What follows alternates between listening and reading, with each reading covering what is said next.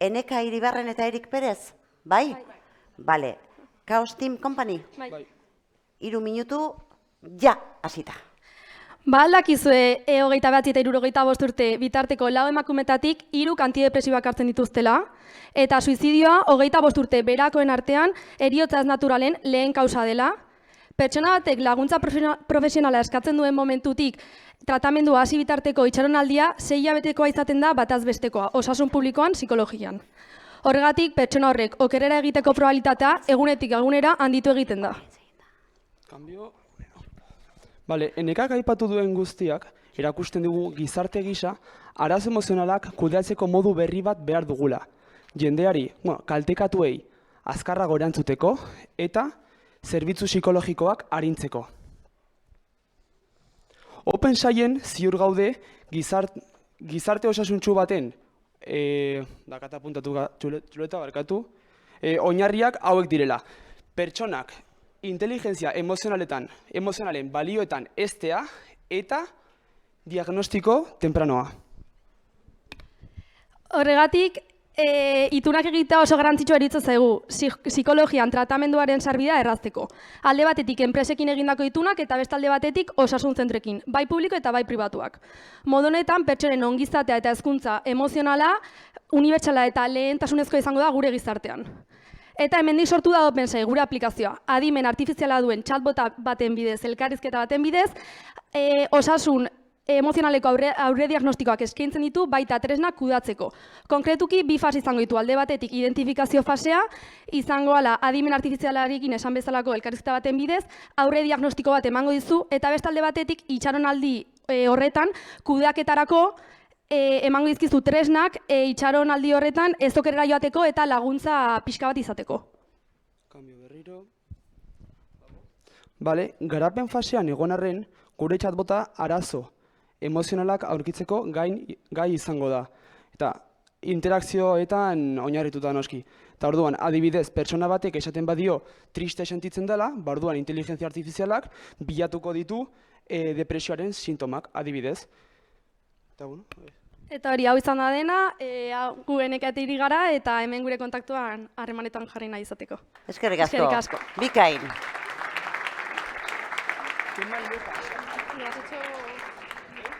Besteak ikaratuta gelditu dira, ikusita ze habilidadea eta ze abiadura nin behar dut.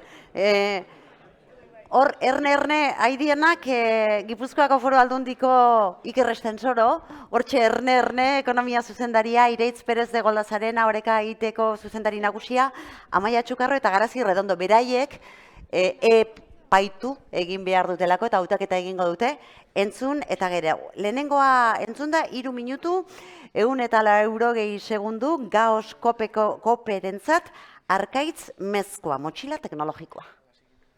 Bueno, kaixo, guk Gaus kooperatiba gara eta gure proiektua datxan motxila elektriko bat.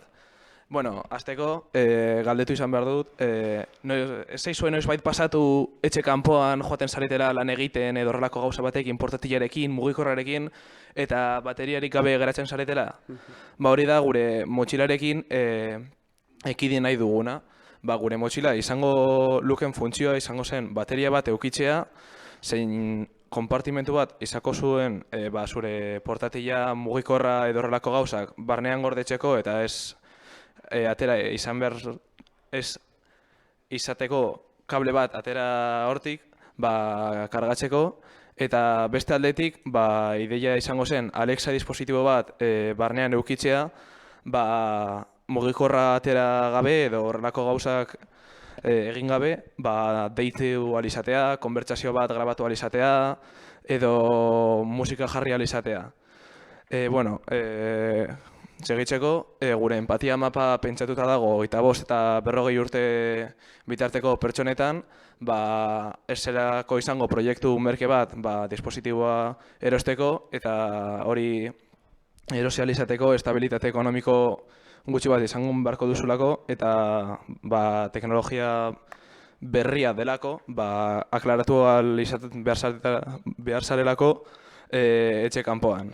Bueno, hau gure amia da, mehatxuak, bueno, eta gero ere daukagu kanbasa, barne melodia eta horrelako gauzak. Bueno, hau esan da guztia.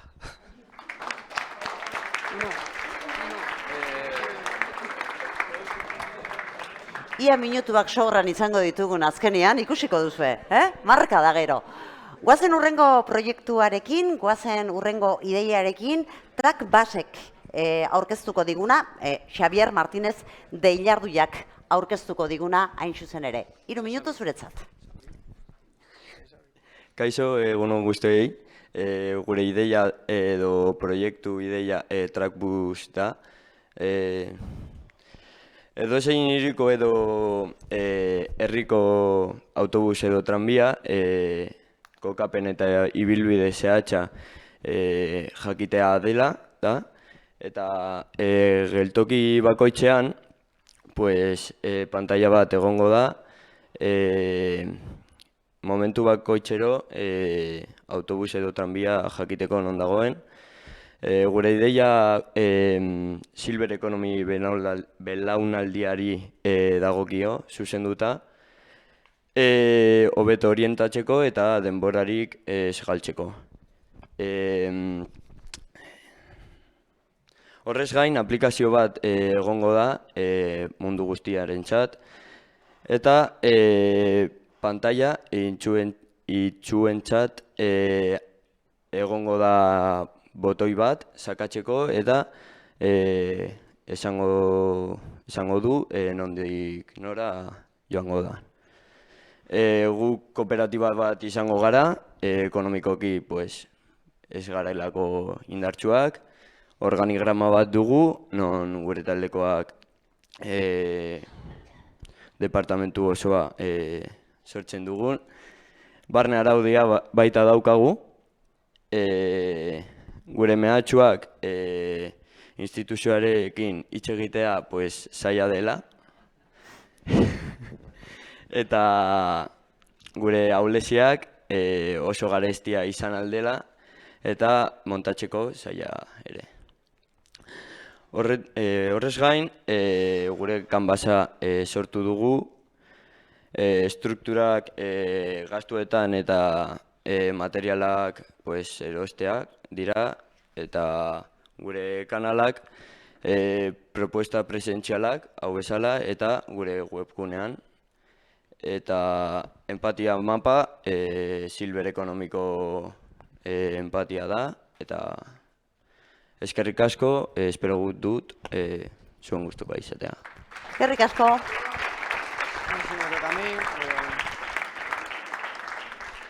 Eskerrik asko, igual, soinua entzun gabe geldituko gara, ze ondo izaten. Hautin esea proiektuak, Daniel Birgalondok aurkeztuko, barkatu? Bigalondo, bitu. Erre hori, Ainoari botako diote errua, posible baldin bada, alaxe errerekin dator, barkatu, Bigalondok, imanez egindako generadorearen ideia, aurrera.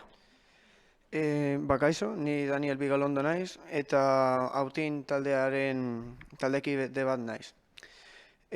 Guk, gure taldean ikusi dugu nola azken denboraldi honetan energia iturrian geroz eta garestiagoak diren, eta horregatik erabaki dugu generadore berriztatzaile bat egitea. Gure helburua da, generadore bat, motore baten ardatza biraraztea energia magnetikoarekin imanak erabiliz. Hemen, orain azalduko dizuet, beharko dugun errodamenduak, motorreak eta engranajeekin lortu nahi dugu imanak beraien artean egiten duten indarra beraien artean separatzeko. Indar horrekin egin nahi dugu zenbait ardatz biraraztea eta engranaiekin lortu nahi dugu biraketa abiadura hori biderkatzea. Horrela lortuko dugu azkenengo revoluzioak asko handiagoak izatea, hasierakoak baino, eta aldi berean motorraren ardatza oso azkar biratzea. Motor elektrikoak daukaten propietate bat da, kobrezko bobinekin funtzionatzen dutela. Bobina hauek elektrizitatearekin elikatutak daudenean, eragiten duten motorraren rotorea biratzea. Baina alderantziz izatekotan, hau da, elektrizitatera konektatuta ez daudenean, eta errotorea gu oso azkar biratzen dugunean, bobina hauek voltaia hartzen dute beraien bornen artean. Hori dela eta, uste dugu oso erabilgarria izan daitekela energia iturri berri bat bezala. Eta enfokatuta dago batez ere enpresa txikientzat eta pentsatzen dugu izan daitekela inbertsio oso ona luzera begira, ze egia da, nahiz eta oso garestia ez den, honen helburua da energia era indefinitu batean lortu ahal izatea. Eta hau izan da guztia. Eskerrik asko. Oharrak hartzen ari dira, epaimaiko kideak, ari gara, eta hurrengoa Aroa Perez de Arenazak aurkeztuko digu, Renruedate COP izeneko proiektuarekin dator. Bai, bueno, kaixo, gu Gasteiztik gatoz, eta gure enpresa aurkeztu nahi dugu, Renruedate COP da, eta launeska sortuko dugu. Kirolariak gara, beraz, kirolari guztien bazalean jarri nahi gara, baita elbarridunak direnak barne. Orduan, hau da sortutako logoa, eta, bueno, gure enpresak izaera juridiko kooperatiba izango du, gutxieneko kapitala 3.000 eurokoa izango da, eta, bueno, baitugu rol batzuk, banatu ditugula gure artean, lehen esan duan bezala launeska gara, eta, bueno, gure helburu orokorra proiektua aurrera eraman alizatea da, eta, bueno, hona hemen gure negozio ideia, gu bateria bat egin nahi dugu, bateria portatil bat, gurpildun aulkietan eramangarri izateko, bateria hau eguzki plakekin naiz elektrizitaterekin kargatzea da gure helburua, eta, bueno, lehen esan bezala, bateria portatila da, motxila batean kargatu nahi dugu, eta kirolariak edozin lekutara eramateko, baliagarria izateko, burutu dugu ideia hau. Bueno, Amia eta Kanbasa baita sortu dugu, eta, bueno, gehien bat ideia hau sortu nahi dugu, elbarriak diren pertsonen azalean jartzeko eta aukera emateko ekonomikoagoa den ideia bat erosteko, beraiek nahi dituzten gauzak aurrera eraman alizateko. Eta, bueno, hau izan da guztia. Eskerrik asko. Arin eta aurrera jarraitzen dugu, Ziklofon COP proiektuarekin Santxo Antzinek aurkeztuko diguna. Aurrera. Bueno, kaixo, ni Santxo Antzin naiz eta Gasteiztik nator. Eta aurkeztuko dizuet, Ziklofon kooperatiba sortu duguna. Logan ikusten den moduan, nik baita ere kirol arlotik nator. Eta eskaintzen dugun produktua da, txirrindula bati jarriko diogu bateria portatil bat, zeinetan txirrindularen mugimenduari esker kargatu egingo da, eta eguneroko, gure helburua da, eguneroko jarduera batekin,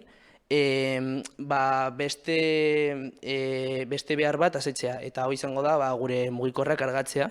Orduan, lanera joaten baldin bagara txirrindulez, baterian izango dugu, beteko dugu energiaz, eta gero mugikorra kargatuko dugu.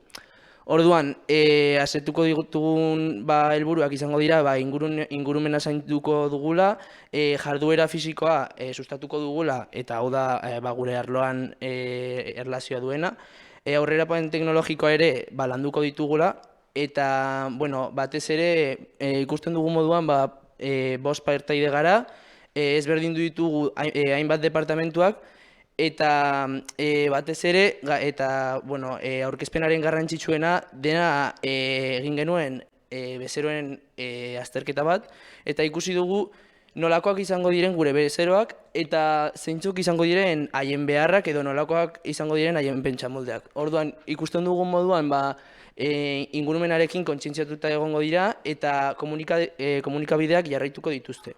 Orduan, hau kontuan izan da, gure hedabideak izango dira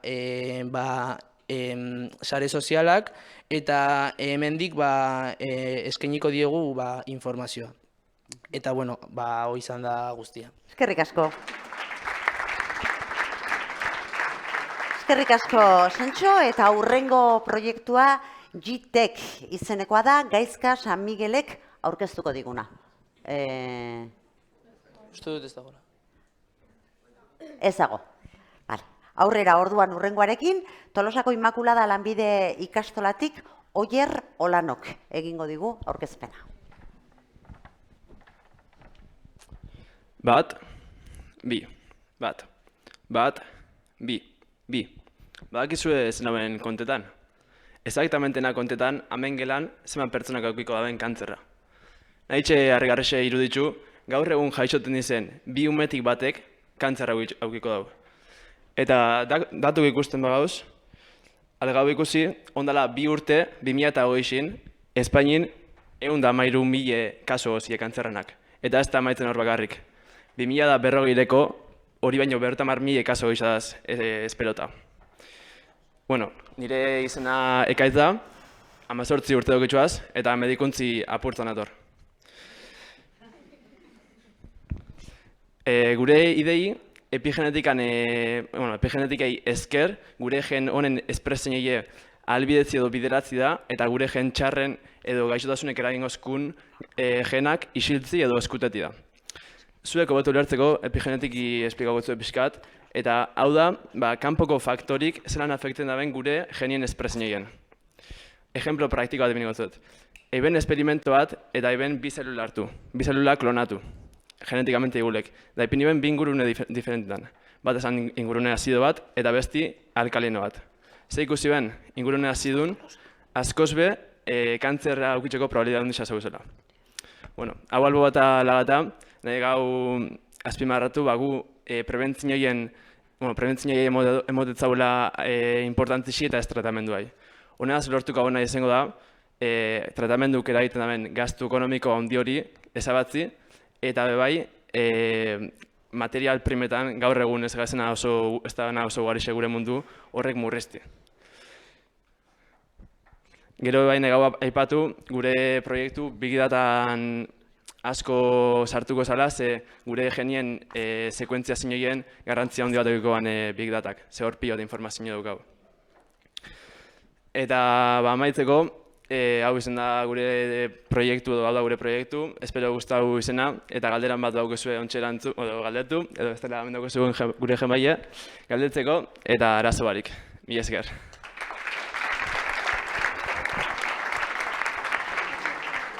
Eskerrik asko eta gaurko azkena, bertan gelditzen gara, Tolosako Immaculada lanbide eskolan, eta Naia Zumetak aurkeztuko digu.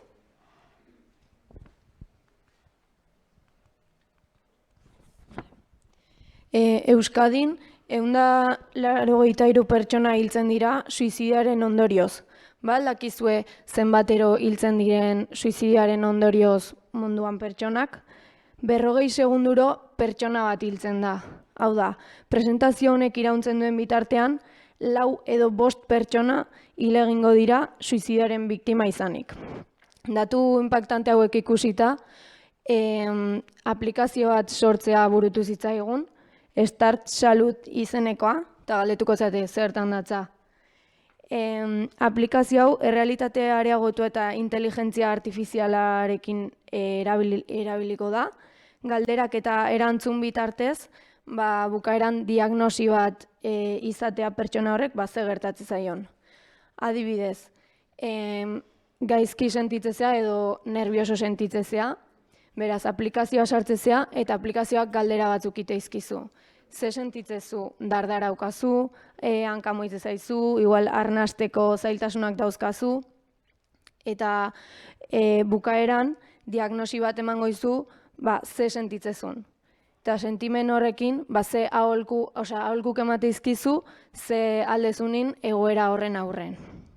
Beraz, bukaeran jarraipen bat izateko, aste bukaeran grafiko bat egingo dizu, eta grafiko hori urrengo astean hobetu ahal izateko, aholkuak baita emango izkizu. Honek ze onura ekarriko izkigu. Gizartearen ongizatea eta norberaren ongizatea, ezagutza pertsonala, hau da jakitea zer gertatzen zaiten eta ze egitea aukaten horren aurren, digitalizazioa erabiltzearen sustapena baita ere, laguntza eskaintzeko baliabideak, hau da, nik behin jakinda adibidez, antsitatearen aurrean zer egin dezaketen, ondoan pertsona bati gertatze balin bazaio, jakingoet gutxi gora bera, nola egin aurre situazio horrei. Eta bukatzeko baita eskuragarria izatea. Azkenen aplikazioa mobilean izango da, beraz, eskolan, klasean, lanean edo edozein momentutan erabili dezakezun zerbait da, eta hori garrantzitsua dela iruditzen zaigu. Baita esan, familia eta eskolan azaldu deula proiektu hau eta gustatu intzaie, esan digute erabiliko zutela, orduan alde hortatik ondo. Eta bukatzeko, sariaren erabilpena edo zertarako erabiliko genuke. Aplikazioaren kostua ordaintzeko, errealitatea areagotu, adituak kontrolatu eta marketinga. Perfecto, oso ondo. Bueno, egunon. Eskerrik asko. Zema minutu ditugu, 3 edo lehenago. Nahi beste. Bueno. Gaina berdin dio ikertzen. Desberdin ulertzen dute, esaten duguna hemendik. Bueno, ordu, lehenik eta behin, zorionak aurkeztu dituzuen proiektu desberdinai. Ez da, erronka erresa, 3 minutu hola entzun, eta gero, ez dakit, 2 minutu edo 5 tardatu ditugu ebaluazioak egiteko. Bueno, aurkezpen ostean, bueno, lau alor desberdin begiratu ditugu, alde batetik aurkezpena bea. Bigarrengoa ongizateari begiratuta, bueno, ze ekarpen daukan, berritzailea den edo bueno, zenbateraino den, eta gero euskararen erabilera. Orduan, bueno, lau alorroiek begiratuta. Bueno, ez da erresa izan, baino badugu irabazle bat. Eta irabazlearen izena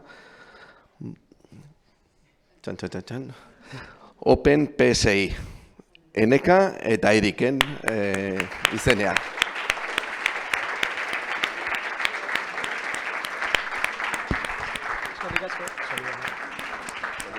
Eskerrik asko.